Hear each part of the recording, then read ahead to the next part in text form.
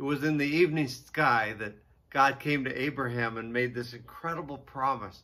He said, Abraham, look out at the heavens and see all the stars and realize that I want to bless you with more descendants than there are stars in the sky. Countless blessings promised by God. That's what Hebrews chapter 11, verse 33 means when it talks about those who obtained a promise. Just one problem. Abraham was ancient by our standards and even more ancient by the medical problems of having a child in his day. He and Sarah were barren. They weren't going to have children. And Sarah, especially so. She was 90 years old.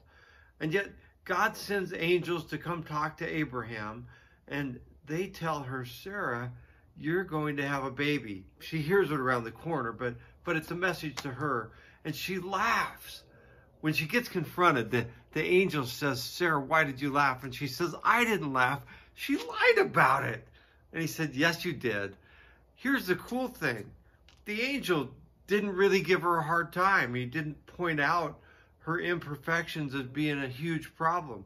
And the reality is that Sarah then gives birth to a son and names him Isaac, which means, get this, laughter. God has a sense of humor. He understands that it seems so ridiculous. How could it possibly be so? And so here we find Sarah, who finds it laughable that God would fulfill a promise in her life, turns completely around and realizes that God can do whatever he wants in our life. Here's the question. What's the challenge in your life? What's the laughable impossibility that God comes to you or to me and says, hey, I want you to think about this. Maybe there's time to resurrect that dream. Maybe there's a chance to give new birth to that idea.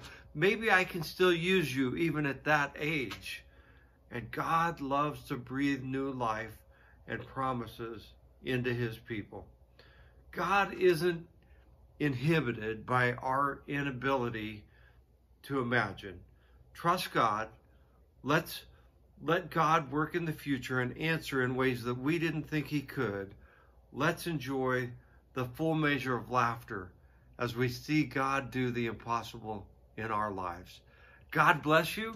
This has been our one-a-day journey of faith, and I hope that you get to experience the joy and laughter of a God who does more than you can think or imagine in your life. I'm Pastor Tim. God bless you.